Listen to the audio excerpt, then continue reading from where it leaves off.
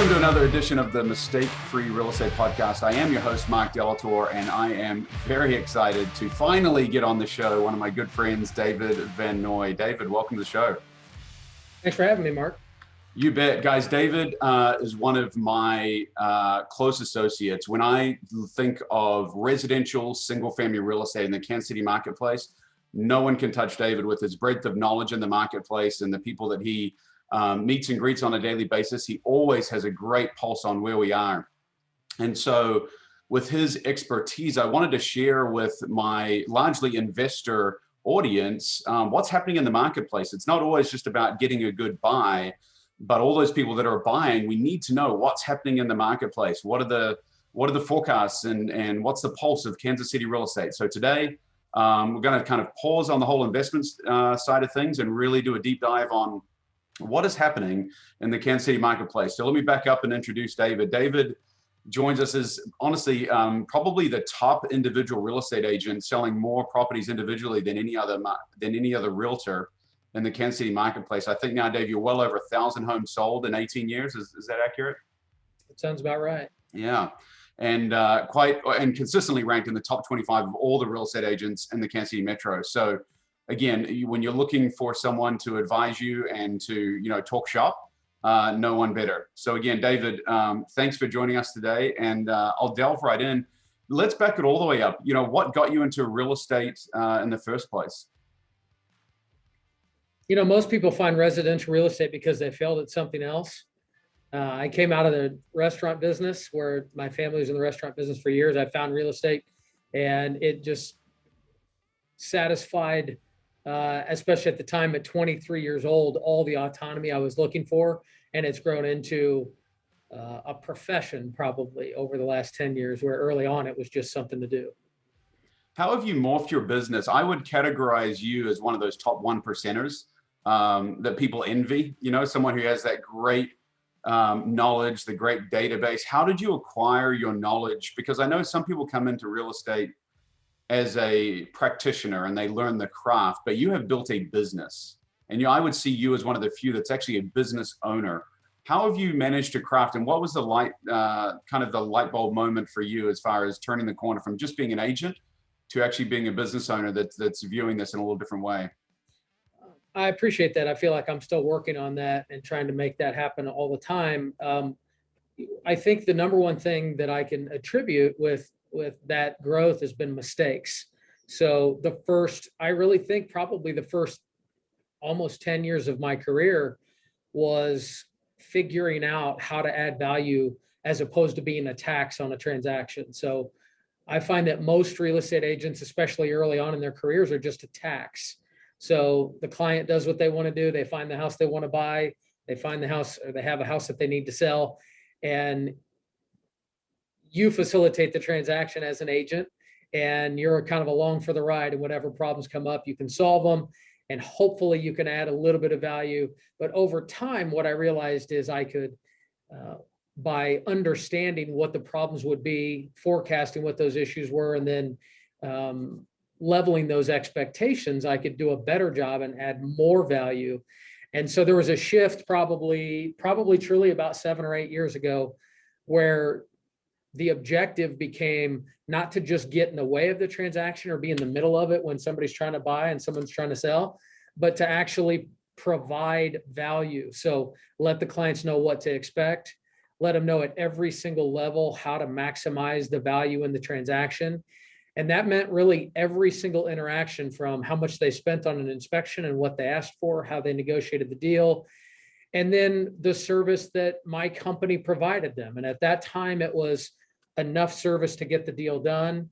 And over the past 8 years, it's been my objective to build out a service that anticipates their every single need and every single question and fulfills it before they have it. So that's an ongoing challenge that we have as a company. So I appreciate being called a company, but I still feel like we have a lot of room for growth there in terms of showing the client exactly why we're valuable on a transaction. How big a deal is attracting talent to your organization? It's probably the most important thing that I have to do at this moment, but it hasn't necessarily been my objective over the past 18 years. So there's been some shift on that. It's interesting that you ask it.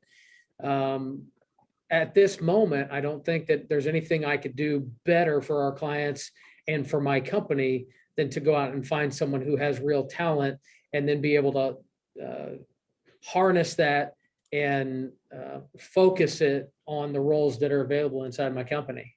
I feel like you guys as a company do a very good job of creating amazing experience. And that's one thing that we're trying to do at SVD is, when we have a client come on board, we just want them to, roll out the proverbial red carpet and make sure that they have an amazing experience. I know that's something that you focus on. Do you feel like you do a good job relative to others in the market? I know you're highly critical of yourself, which makes you great at what you do, but compared to other people that would be maybe in the as a realtor for a couple of years versus someone that's been there for almost 2 decades, you feel like that's a differentiator for you in the marketplace? Gosh, 2 decades, that really hit home. I hadn't thought about it. You're like old, that. Dave. So there's some things that are going to drive the way that we make decisions at the company that I think really answer that properly. So the way that we design every single system is with the customer in mind, with the agents in mind that we cooperate with, even though not everybody always appreciates the initiatives that we have. But things like if someone has a question or if someone makes an attempt to contact my company, they should get what they want within 5 minutes is one of the objectives that we had. So if an agent has a question about a listing, if a seller has a question about our marketing and what we're doing to sell their home, if a buyer has a question about the status of their transaction, every single one of my systems is designed around the idea that if they should pull for information, that they get it within 5 minutes. So I do think that my observation is that other real estate agents believe that they should get back to you when they feel like it and answer their phone when they feel like it and give you answers when they feel like it. And so the difference between a company that operates with that in mind and I guess just a regular old real estate agent, I think should be a vast difference there. Love that. No, that's valuable insight. I love the 5-minute rule. That's powerful. And what you said there also, which probably may get lost on some, but is not lost on me, is you said the systems and the processes that you have in place. Trust me, as a guy that is not good at systems and process, but employs a lot of people to ensure that does happen in our organization, I have mad respect for those. That's interesting to me though, because I know you well and I know your company and I know you guys do an excellent job. Why do you feel like you're not a systems and process guy? Well, so as a CEO and visionary of the organization, I've realized over time that I was forcing myself into that role. And once I hired my COO, Chris, who is an expert in systems and process and actually thrives in that role, I realize now that it's actually my shoulders have dropped and my stress level has decreased because that's not my genius zone. I understand and appreciate it. And I was forcing myself to do it through the years. But now that I've hired someone to really focus on getting that dialed in, I've realized that, each person has their niche and that is not my go-to zone. So is that the visionary integrator exactly relationship? Okay. Yep. Yeah, I don't act like I know more about that than I do, but I'm interested in that. Yeah, very, very cool. So, hey, look, let's dive in. I know everyone's excited to hear about the marketplace. Let's start nationally and then kind of work our way back in 3 individual kind of segments, if you will. So let's start nationally. Let's talk about, what happened last year, obviously in November with the administration coming in. Some were thinking that might be a rocky start to 2021. Obviously, it hasn't been that way. Everyone thought even back up even further that COVID was potentially going to be this big black swan event, which has now been the exact opposite. It's been the golden goose for real estate. So let's talk nationally. What has happened with real estate in America recently, Dave? Well, you can't talk about the national forecast without really addressing probably one of people's biggest questions, which is forbearance. So one of the questions that we get frequently is how many people are in forbearance? What do those numbers look like? And is that going to create an opportunity? We deal with retail customers that are trying to figure out how to buy their own personal residence. They have that question. You deal with investors. We deal with some different investors that operate differently than the way that you represent people, but just people looking to go out and buy onesie, twosies. And so people have this question, right, about forbearance. So the numbers, I think, are probably the most important piece. And I was just kind of reviewing that before we jumped on here. It's that, so upon the exit from the forbearance plan, and these numbers were just put out in February 14th, these numbers were updated, is that 50.8% of the people that were in forbearance are paid in full. Wow. Yeah, so that's a really important number because, in 2010 in that market, which you and I both participated in, Mark, there was a long time, at least it felt to us, that there was a lot of this shadow inventory where there were a lot of homes that were going to be foreclosed on. And as an investor or just as someone interested in the market, we were kind of waiting for that proverbial shoe to drop. And so the other numbers that equate here that are important is 33.6 of the people that were in forbearance are currently in a repayment plan or have agreed to some type of structure, which indicates, based on equity and the fact that they don't have their head in the sand, if you will, that it's likely that a lot of those people will also get paid in full or will get out of forbearance. And then you've got 15.6% remaining that were in forbearance at some point, are still in trouble. So if you look at that number, we had at the highest level, we had 8.47% of mortgages were in some type of forbearance in May of last year when COVID was high and people were concerned and they just decided, hey, I'm going to stop making my mortgage payment, or I'm going to work something out with my mortgage provider. At this moment today, 5.22% of mortgages are in forbearance. Then apply the numbers that 15.6% of those people are still in trouble. You're looking at a fraction of the marketplace that is still in trouble with forbearance. I think an interesting differentiator, because people always ask me about, 2008 and the difference. I think the difference also is that, with the real estate market being so buoyed by this massive appreciation, that even those that are in forbearance that are probably struggling could probably sell out and make money, if they wanted to. In 2010, when the subprime market fell out and a lot of the mortgages that we were using to help buyers purchase properties were gone, we were already around 11 months supply of inventory in the marketplace when that kind of fell out. At this moment, just consider this number in Jackson and Johnson County. So this is hyper local and we're talking national, but just local, we're at 0.8 months supply of inventory versus 11 months. So you can see 2010 is incredibly different because it was already a really, really terrible market when the mortgage market fell out. Right now, there's so much pressure on sales. People have equity and they have options. They have a ton of options. So let's bring that in locally. So, let's start regionally. So I feel also that the Midwestern sector of the country, so let's call it, east of the Rockies, west of the Mississippi. So kind of in that, Omaha, Des Moines, Kansas City, St. Louis, Alabama, those kind of areas of, middle America, I feel are pretty well insulated. What did you see as far as and let's, keep it to Kansas City because I know that's your expertise, but what did you see in that general area? I know in Florida and California, you have a lot of contacts out there and you may have seen people that had 50, 60, 70% massive swings in the downturn of loss of value in their homes. What did you see in Kansas City during that time period of 08 through 2010?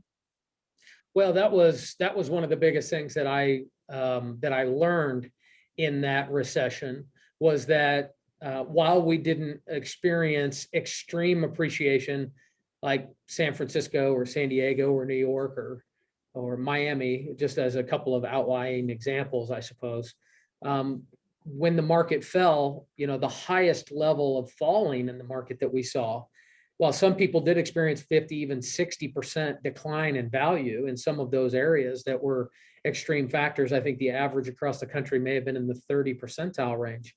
Kansas City locally, the worst parts of it, we were down 15 to 16%, and a couple of very insulated areas that we would from an investment standpoint, we would just call them probably luxury areas, only fell 6 to 7% during that time, just in Kansas City.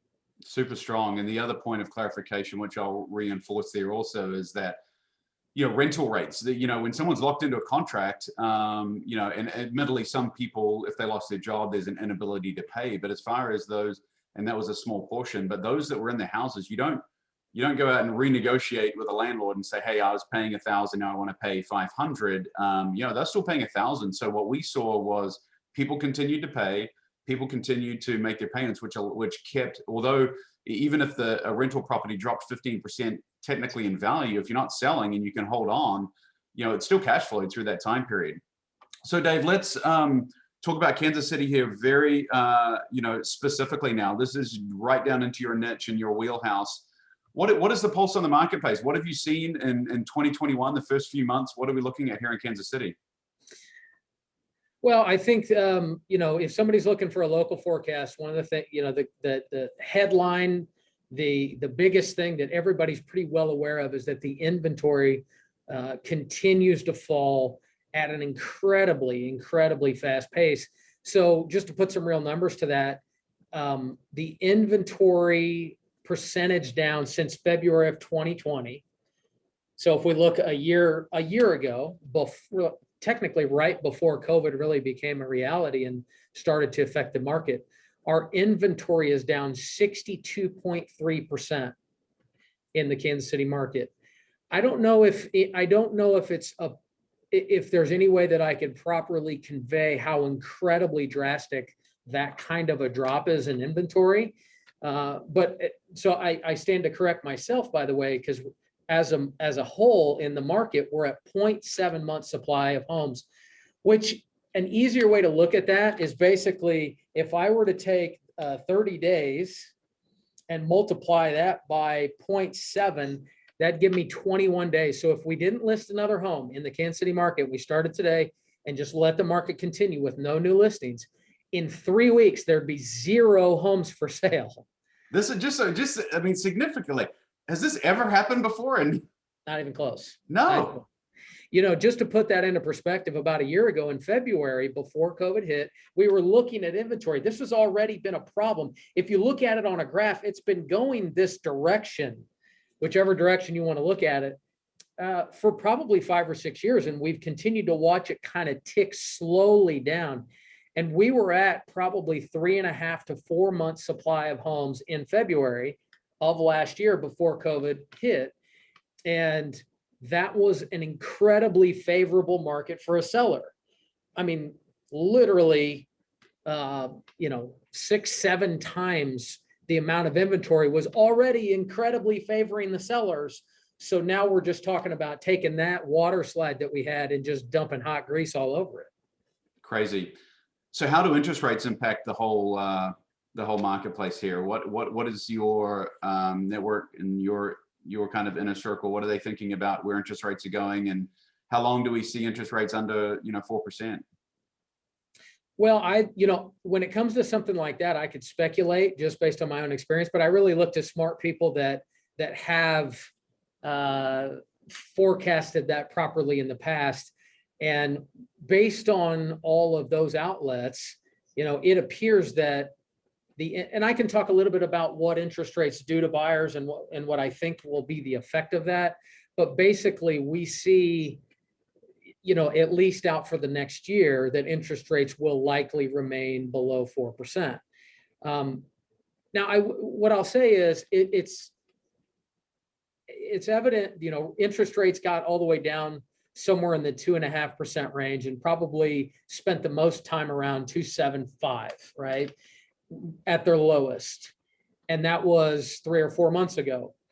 And then right after the election, which is always the case, by the way, it's not a political statement, but always after the election, that the interest rates will typically jump up a little bit. And that's exactly what happened. So we're hovering just above 3% to 3.25% right now. And what we're seeing is that that minuscule jump in rates can actually push a lot of buyers into the marketplace. Because traditionally what we see is that people need to see a change in the rate in order to create a reason to get in and buy.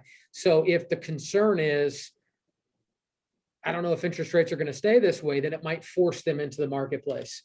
I don't think there's any cause for concern. The projections from Fannie Mae, Freddie Mac, MBA, NAR, and the average of all four show that we're right around 3% now, and that we may get in the first quarter of 2022 up to maybe 3.22% on average. So negligible. So clearly a couple of years, and that seems to be in very synonymous with what I'm hearing in the marketplace as well. It sounds like we've got about 2 years of pretty strong runway where we don't seem to be having many market forces against us. Again, I still am very, still got a lot of dry powder in the bank, and I'm sure, most of your clients are the same. There's a little bit, a lot of investors just kind of waiting in the wings because we haven't had that black swan event that people have been calling for. We're now, 13 years in a relative bull market. Everyone's kind of waiting for that thing. The one question I have for you, and I know, we're not looking at crystal balls or anything, but I'd love to get your perspective. What happens, Dave, when, let's say that someone is locked in now and let's say they're in the mid-20s, about to have a child, and they've gone from kind of a first home into a, fairly nice home, let's call it around 250,000. But in 6 years from now, they are wanting to upgrade into a $400,000 or $500,000 home, but interest rates have gone up to 5 or 6% potentially in 5 or 6 years' time. So now not only are they doubling the size of their mortgage, but they're also in a position where the interest rate has gone from 2.75 to 6%. They may be quadrupling the size of their mortgage payment. What are your thoughts on affordability and if that situation plays out? Well, I think it's just that's just mathematics at that point. I suppose affordability is something that that should drive more people to understand the opportunity that's in the market. So people have taken advantage of the fact that the interest rates are so incredibly low.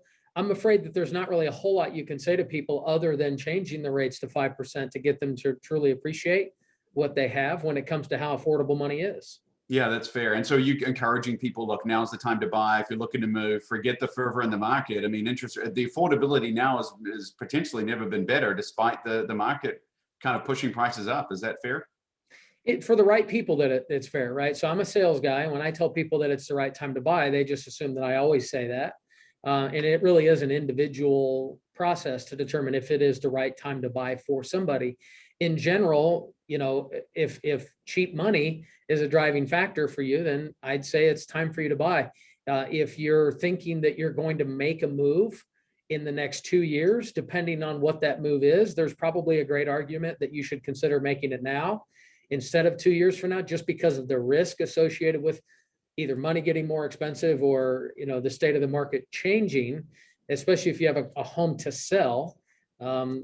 Then that can be a driving factor as well. But it's probably important to note that a lot of people do have some uncertainty about their own particular financial position and whether or not things will change in terms of their own income and whether or not it makes sense for them to buy a home. But if you're going to buy a home and you need to borrow some money to do that, then historically, there's probably never been a better time to borrow the money. Yeah, no doubt. Hey, look, I know I want to get to, talking about mistakes here in a second, obviously the title of the podcast. But before we go there, I know you're a big tech guy. You're formerly on the technology committee of the Kansas City board or the Kansas City Regional Association Realtors board. Talk to me a little bit about Zillow, OfferPad, Opendoor, and Redfin. I know that these guys, we call them the iBuyers in the industry, where they're trying to come in and effectively, well, I'd love to get your input. In my mind, it seems like they're trying to cut out the agent, where it's saying, hey, if the Zestimate of your home, according to Zillow, says it's worth $157,000, we'll give you $157,000. And OfferPad and Opendoor and all these people that are kind of a, click here and your house is sold. What's the feeling in the agent community with regard to these iBuyers, and how are you specifically looking to combat that? Well, there's a couple of different segments that I'd weigh in on there. So, iBuyers is one piece of the marketplace. It appears that Zillow specifically has kind of failed at the iBuyer piece. and that their focus is more on the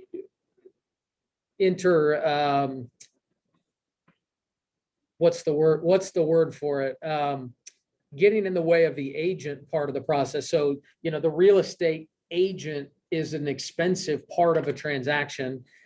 Let's say on average, if it's 5.5 or 6% of a sale, then that's the part of the sale that Zillow's interested in. And Zillow, they came out and tried to launch the iBuyer piece where they thought we can just come in, make an offer on somebody's home based on a Zestimate or a range value, and they failed in terms of profitability with that. So I question whether or not they'll continue with that initiative. But the piece that they clearly are going after is the part where you have to interact with an agent in order to buy a home. And so from a technology standpoint, what they're trying to do is just replace and completely disrupt that model, which is having a real estate agent open the home for you. So Redfin's been trying to do something similar to this for years on the coast. It's not legal for them to do some of those things in most of the states, including Kansas and Missouri, like offer rebates and things like that. But what Zillow's currently trying to do with their purchase of showing time recently is they're trying to control the marketing of the property, give that opportunity to the seller to represent themselves, and then create a transaction where a buyer can walk into the property, make an offer, and open a lockbox, all the above, without having to contact a real estate agent. So I don't necessarily think that if there's a place in the marketplace, or that if the consumer wants that service, that I have the right to say that they shouldn't do it necessarily. But I do think that the service that I intend to offer people will actually net them more money in their pocket and be a better service than what Zillow has to provide. But the question is, does the average real estate agent provide enough value to a consumer to resist a company like Zillow coming in and cutting them out of the transaction? Probably not at a really high level. And so I'm open for that disruption, because the good agents will have to become incredibly better, and the agents that don't provide value will probably go away. And while that's not my choice, it's likely, just like Barnes and Noble was good at selling books until Amazon made it much easier. Zillow intends to disrupt our business based on that. And so my opportunity is to continue, I guess, to add a personal approach, a personal input, and just way more service. No, I understand. That's eloquently said. I would relate that to just simply, you're trying, Zillow is transactional. You're trying to make it relational. And I think that's something that I can relate to in our business. And most businesses, there's an opportunity to create a relationship with your clients, or create a relationship with your investors and drive value, as opposed to just, performing a transaction, which is what's, clearly Zillow will not be able to be as engaged with their client. Now, the fear is obviously they have a ton of money behind them. And to your point, they're losing money hand over fist with the iBuyer program. Whether they continue to go down that road or not remains to be seen. But we even see that competing with them head to head effectively when we're buying off-market homes. We'll go in and, talk to someone about buying their home, and they said, yeah, we've got another offer on the table, and it's from Zillow. It's like, wow. We're seeing a lot on the coast as well. Yeah. Hi, Dave. Hey, as you know, this podcast is called Mistake-Free Real Estate, very much tongue-in-cheek, because I have made many, many, and potentially all mistakes in real estate. But that's how we protect our clients from that full turnkey transaction, is by, navigating them through the waters of real estate with the experience of a 20-year veteran in the marketplace. Tell me a little bit about, what is a mistake that you have made in real estate or in life that you look back on and could potentially shed some wisdom on those that are looking to avoid those in life and business? Well, I mean, I guess in terms of what the podcast is about, as an investor, I've made some really big, I've made a ton of mistakes as a real estate agent, which I always tell people that means I don't have to make very many on you. But I guess what would be appropriate is to tell my investment story about how I made a mistake in investing in real estate. Let's hear it. Yeah. I thought as a real estate agent, if I found a deal, that it might just be appropriate for me to go out and do the deal. So I had a property that we had come across, one of my agents came across, And I was going through my database trying to find somebody that would buy the house because I thought it was a great deal. Well, based on that, I thought, well, maybe it just makes sense for me to buy it, because if I'm going to call all these other people and encourage they buy it, then I should probably buy it, right? That wasn't a terrible thought. But the next thought I had was that my job is to sell houses. My job is not to fix them up or flip them or do any of that part of the process. So I hired a general contractor to handle that. And then I proceeded to not really check in on anything that he was doing and let him handle that. And my thought at the time, stupidly, was any time that I spend on that means that I'm getting less return on my investment, because I shouldn't invest my time there. So he made some mistakes fixing the house up. And the person that bought the house didn't like some of the things that he had done. Well, without getting in too much into the weeds about fair and not fair and my opportunity to make it right, I approached the buyer and I said, show me what's wrong so I can fix it, because I've never seen it. I've never seen what's wrong, which was true. I'd never seen it. Well, they proceeded to sue me, because I think that's what a lot of people do, assuming that people have money for these types of things. And I guess they assumed that I just had money to give, and probably accurately so. They sued me based on the condition of the home, and I went to mediation with them. And at that time, I chose to buy the home back as a way to remediate the problem. So they said, here's all the list of things that are wrong with the house. And worse, they were suing me for some astronomical number, because that's what people do. And I said, well, if it's so bad, then I'll just buy it back from you. So it was a $375,000 house, and I did proceed to buy it back, and I held it for a year. And, all in, it probably cost me personally in excess of $100,000 to make that mistake. So I feel like I made it right. I felt like I wasn't necessarily treated fairly in the process, but I had to protect the decisions that were made and do what was right. So that was, some people would say that was a really expensive mistake. I actually think it was a very cheap one. Mate, that is so apropos for this audience, because a lot of people make the mistake when they become an expert in their field, and even yours is even closer than most. I mean, we have a lot of insurance sales guys and dentists and doctors and lawyers and accountants that are our clientele and our listeners. And even those people, when they reach a very high level and high caliber of intellect and expertise in their field, they tend to sometimes branch. Those that have done so, they tend to branch out and think, well, I'm a smart guy, I can figure out this real estate thing, not realizing the nuances. I mean, you're a real estate agent. You knew it was a good buy. You trusted a good contractor. I'm sure you vetted them out, and still things go wrong. That is a great story, and one that would be welcomed and shared by many, because haven't done one since, by the way. No, I understand why. It's challenging. I mean, there's so many components to, flipping. It's become very sexy in the HGTV culture, but many mistakes can be made, and we try to help people avoid those at all costs. Hey, leave it for you for the last word. Give us a headline for Kansas City if people are looking to jump in, mate. I really appreciate your time today. It's been wonderful. Respect you and your business immensely, and I appreciate your insight. As always, you're very welcoming with my phone calls, and that means a lot to me. You're a great friend. Love your family. One takeaway for our audience of Kansas City, what are your thoughts for 2021? Well, I appreciate the opportunity to be on the show. If somebody's looking to reach out or has somebody in the Kansas City area that might need our services, we should be easy to find the Van Noy Group on Facebook, or our website, the Van Noy Group. My office is 913-259-4663. And I would probably just welcome anybody to call with any questions, concerns, dilemmas, anything like that. Most of the conversations I have and most of the work that we do, we don't get paid for. And at the off occasion that someone needs to sell or buy a home, I think would be a really good option for that. And otherwise, I'd like to make myself available to the audience if there's questions on the local market.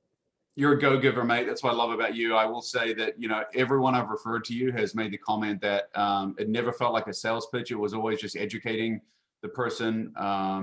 So, credit you for that. It's an admirable trait of always just trying to give first, knowing that the scales of receiving will always tip in your favor. So Dave, thanks again. Wonderful time today. And thanks so much for your time. You're listening to Mistake-Free Real Estate Radio, the authority in passive real estate investing. No late-night calls, no clogged drains, no tenant nightmares. Take the passive investor's approach to real estate investing and trust a turnkey professional. Learn more at mistakefreerealestate.com. Until next time, remember, you don't get rich from what you earn, you get rich from what you own.